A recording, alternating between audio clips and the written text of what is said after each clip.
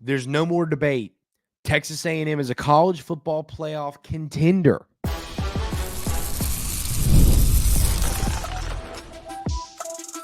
You are Locked On Aggies, your daily podcast on the Texas A&M Aggies, part of the Locked On Podcast Network, your team every day.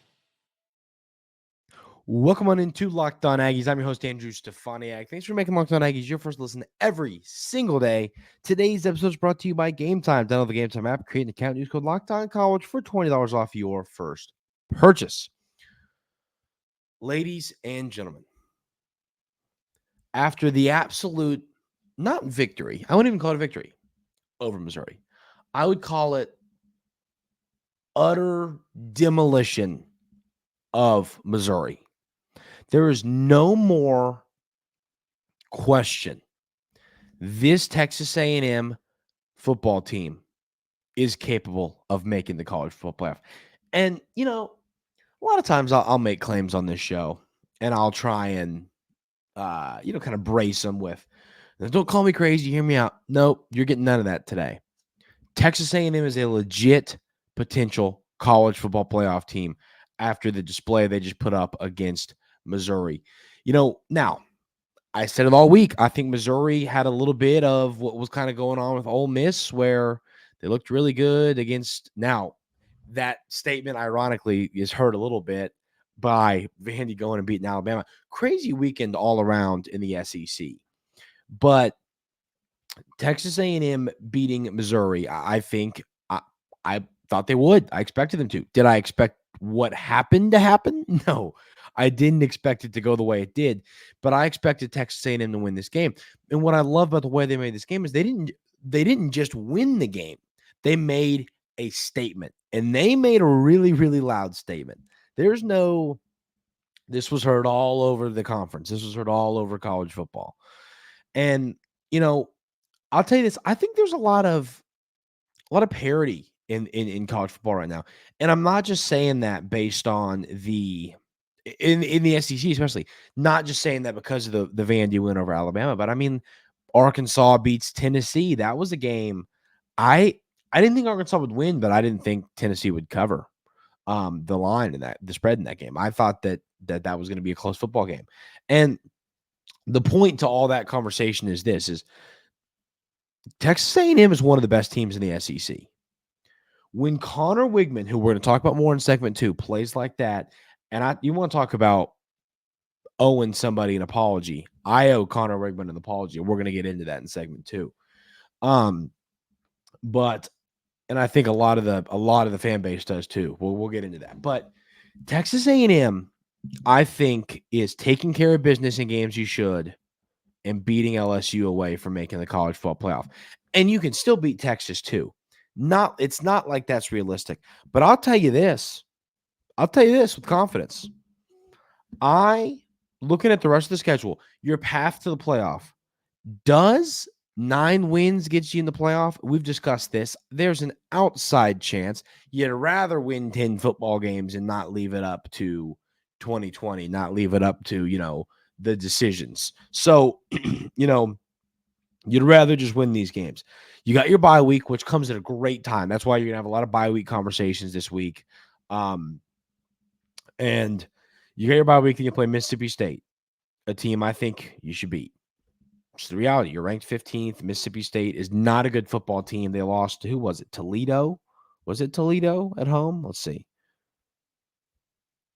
It was Toledo. And they didn't just lose. They got steamrolled by Toledo at home. You should bury Mississippi State. Then comes the game of the season. And it's that matchup against LSU. I don't think South Carolina is that good. I don't think Auburn's good at all. I think both of those teams are very, very bad. I think you should be road favorites in both of those football games. Obviously, New Mexico State, you should beat Mississippi State and New Mexico State. I'm really not concerned about. South Carolina and Auburn, I have a little bit of concern about, but I think you should go 4-0 in those football games. Then it comes down to LSU and Texas. You win one of those 2 games, you're going to the college football playoff. That's the reality. And now I've talked about it. And no, this is one where Texas fans are going to laugh at me. That's fine. You're welcome to do that. But I don't, and I'm done with that too, ladies and gentlemen. You're seeing a different me this morning when it comes to my confidence about this football team. This team can beat Texas at home. They can. Will they? I don't know. Will they be favored? I bet it's to be pick 'em. They can beat Texas at home. They can. Texas fans that say they can't, I think you need to open your eyes a little bit and understand what happens in rivalry games. Understands what happens when this game. I think you got a great chance for this to be game day, especially if these are two potential playoff teams. So yeah, don't Texas fans, A&M fans, the Aggies can win that game. LSU though is a game. I think that LSU is very, very beatable. I mean, once again, they lose to USC, who I don't think is very good. They beat Nichols. Well, that's Drake and Josh for anybody that's seen that show. They beat South Carolina on the road in a college game day environment. Impressive win there. When South Carolina was still playing pretty good ball. UCLA, okay, whatever, at home. South Alabama, whatever. We're going to find out a lot about this team, which, by the way, this stretch for LSU, I just pulled up their schedule. That is daunting. Look at this. You got Ole Miss at home. You go to Arkansas. You go to College Station. Then you got Alabama coming home.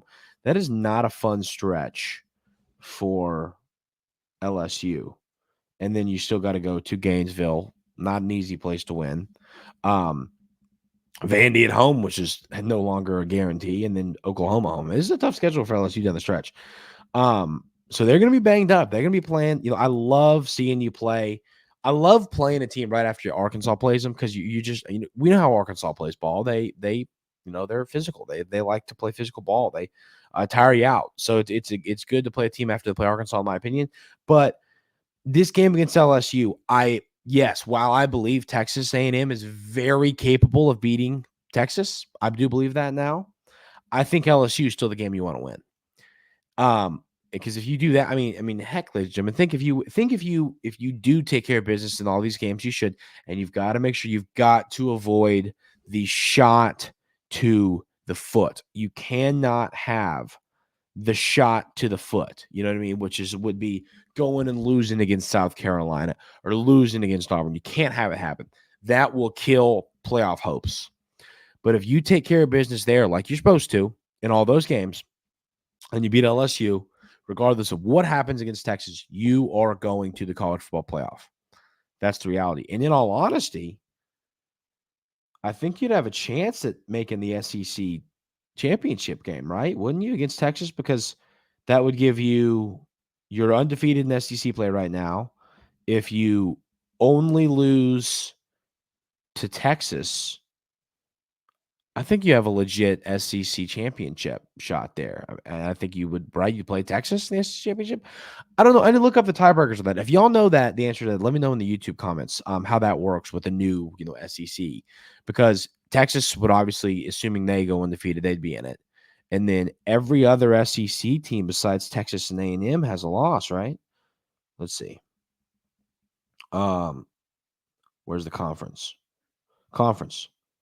Oh, nope. LSU is still undefeated in conference. But that, once again, you would beat them. Man, a lot of these teams haven't played any.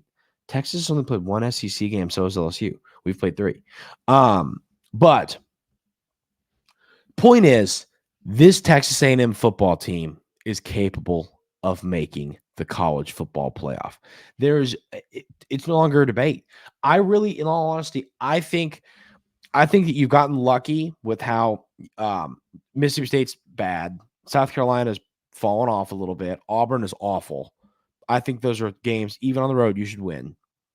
And then New Mexico State, obviously, you win that game at home. And then it's just you beat. So, now, you could easily shoot yourself in the foot. Like I said, that's very possible. If you avoid that, and then you beat LSU at home, you're going to the college football playoff in year 1 under Coach Elko. And this is what we talked about all offseason, ladies and gentlemen. All offseason was this team is capable in year 1 under Coach Elko, thanks to what you've done in the portal, thanks to what you've done putting together a roster, thanks to the manageable schedule you have. You are more than capable of making the college football playoff. And I think the Aggies are not shooting themselves in the foot and beating either LSU or Texas at home away from making that happen. So this could be a special, special season. And this was a special win over a team in Missouri who I think they're a little bit overhyped, but I still think they're a good football team. And once again, you didn't beat them. You utterly disrespected them. I mean, that's what happened. And you know what? I love that too, because what did they say all week? And not going to try and knock Brady Cook because Brady Cook's a good dude. I've heard Drinkowitz. He's a good dude. We're not going to sit here and knock him. But I do think when you're trying to win a football game, the whole, well, it's louder here when we have the music behind us, comments like that, why add fuel to the fire? I don't understand it. It clearly made the A&M players mad, made the fans mad. Why would you say something like that? I think that, and we heard from Nick Scorton. I mean, people took that personally. So it was great to see that A&M players were mad. They were mad. They felt disrespected by that comment, and they went and they showed it by beating the absolute brakes, 41-10 off of Missouri. So once again, Texas A&M, look right into the camera and say this, ladies and gentlemen, Texas A&M has a very, very, very, very legitimate chance of making the college football playoff. And you know what? I'm going to say it right now. I believe Texas A&M makes the playoff because I think they beat LSU. That is my take. That's how we're starting off this week here at Locked On Aggies. We're going to talk a little bit about what we saw from Conner Weigman and this offense and why, hey, Conner, I owe you an apology. We'll have that conversation coming up right here on Locked On Aggies. But first, I want to say about our friends over at LinkedIn Jobs. When you're hiring for your small business, you want to find quality professionals that are right for the role. That's why you have to check out LinkedIn Jobs. LinkedIn Jobs has the tools to help find the right professionals for your team faster and for free. LinkedIn isn't just a job board. LinkedIn helps you hire professionals you can't find anywhere else, even those who aren't actively searching for a new job but might be open to the perfect role. In a given month, over 70% of LinkedIn users don't visit other leading job sites. So if you're not looking on LinkedIn, you're looking in the wrong place. On LinkedIn, 86% of small businesses get a qualified candidate within 24 hours. Hire professionals like a professional on LinkedIn. Post your job for free at linkedin.com/lockedoncollege. That's linkedin.com/lockedoncollege. Post your job for free. Terms and conditions do apply. Ladies and gentlemen, Conner Weigman. We're going to clap it up for Conner Weigman. And I'll tell you this, and I'll get to my apology to Conner Weigman. But what it takes for him, I'm serious, and what we saw from Conner Weigman in that football game, I had a ton of respect for Conner Weigman before this. The amount I gained for him from this football game was a lot. I mean, all week, all month, and here's the deal. I don't know how he uses social media. I don't know that. I don't know. But I mean, people, I think Locked On Aggies listeners, me, we've all we jumped on the, hey, is Marcel Reed what's best for this offense hype train? It wasn't anything disrespectful to Conner Weigman. It wasn't, well, we hate you, Conner. No, it wasn't any of that. It was just, we thought, I think all collectively, that what was best for this offense was Marcel Reed. And those two guys are tight. There's no disrespect or bad blood there, but Conner Weigman had an opportunity to prove and say, hey, no, guys, this is my team. This is my football team. And he had the opportunity to prove that, and he did that with an absolute exclamation point. I mean, the way he played in that game was incredible. I mean, a big-time stage, number 9 teams coming to your place at home, and you come out of the gates firing and absolutely play your mind.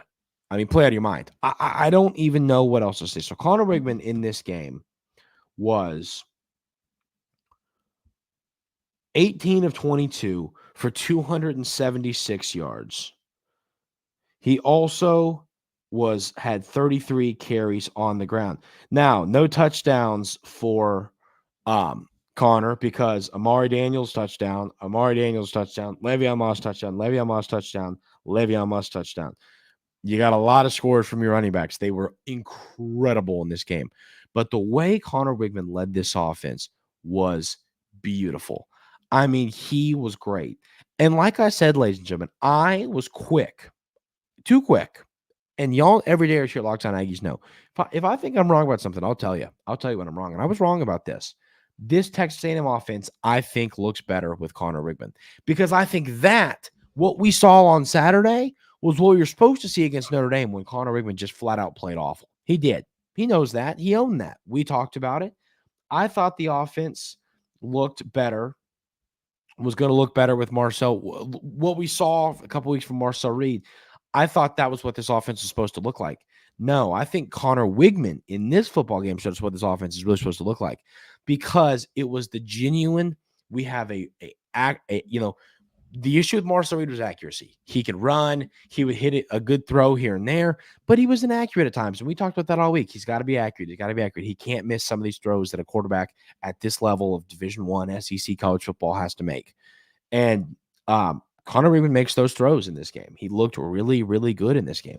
The offensive line did a really good job of making sure he was protected back there. I was really happy with that. In this game, you had one sack. I thought Conner Weigman had a lot of time in the pocket. I was really happy with his offensive line. But that's the point. Conner Weigman is your quarterback one. He proved that. He's the guy now. He's got the bye week to continue to get fully healthy. I wish he would have slid sometimes and not taken some of these hits to his shoulder where he's a little banged up, but whatever. And that's what, because we talked about it, Marcel Reed is the more dynamic runner, but Conner Weigman still can move with his legs enough to really hurt a defense. And we saw that in this game. Once again, he had 33 rushing yards. He looked really good running the football, making decisions. He had 5 carries. He got outside the pocket when there was room. He took it. He did a great job picking up some important third downs. He was great with his legs, really good with his legs. And yeah, Conner Weigman in this football game proved that I think the offense runs better with him out there. And it's because of the accuracy throwing the football. That is what matters. You need the accuracy throwing the football. And that's what Marcel Reed, he was great. He didn't lose any football games. He took care of business. He took care of the football. He looked great running the football. He's not as accurate as Conner Weigman.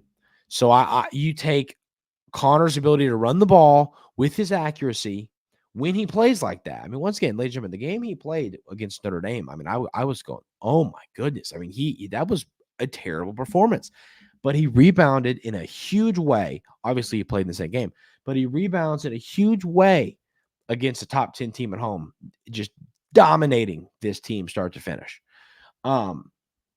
And I was just so impressed with the way he played in this football game and what it takes to go out there. And Coach Elko said it. There were people, obviously no one in our comments here and in our section or myself was being, disrespectful or rude to Conner Weigman, but there was people who were really saying some rough things about him, and people are going to have to, hey, people were wrong. I was wrong. I thought the offense, and once again, ladies and gentlemen, I'm not just sitting here trying to yap about narratives or do this or that. I thought for a while that Marcel Reed was the best option for this offense, but Conner Weigman proved, okay, accuracy from a quarterback, that matters. We saw what that really is. What that really is Conner Weigman throwing the football, finding open receivers, pushing the ball downfield. He looked really, really, really good in this game. He looks like the Conner Weigman that your favorite Locked On Aggies host talked about all offseason, saying this is a guy that I think can be one of the most underrated quarterbacks in the conference.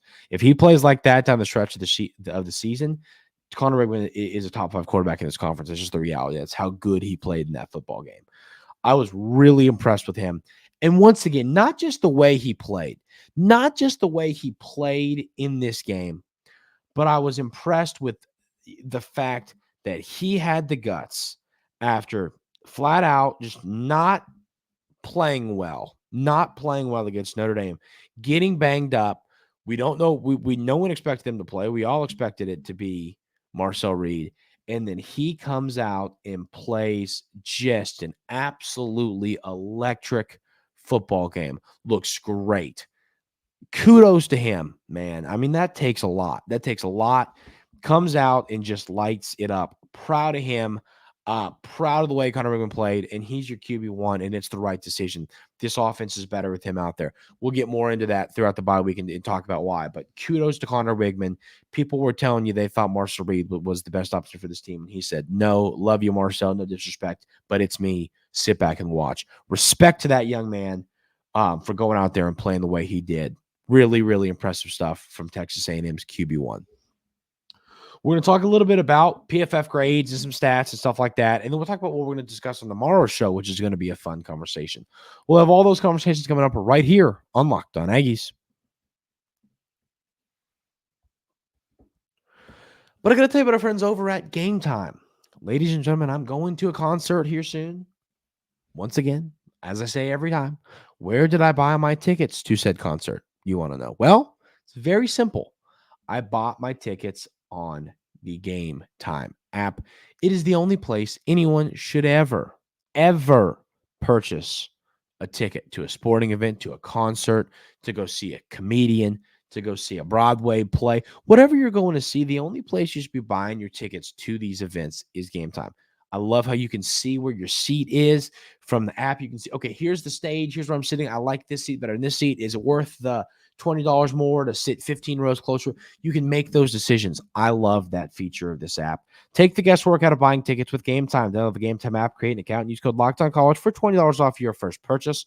Terms apply. Again, create an account and redeem code LOCKEDONCOLLEGE for $20 off. Download Game Time today. What time is it? Game time.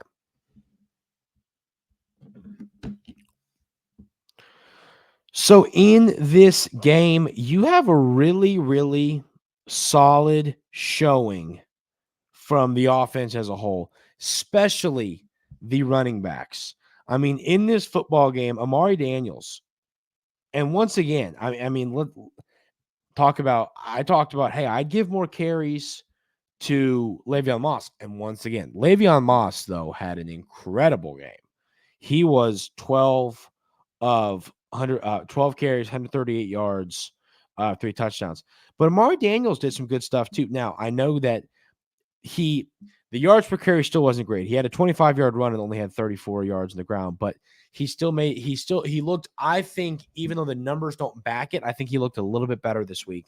But I would still, obviously you didn't need it in this game because of the blowout and because, you got a 75-yard run from Le'Veon Moss. But I think that Amari Daniels is, he's deserving of some carries. He looked okay in this game.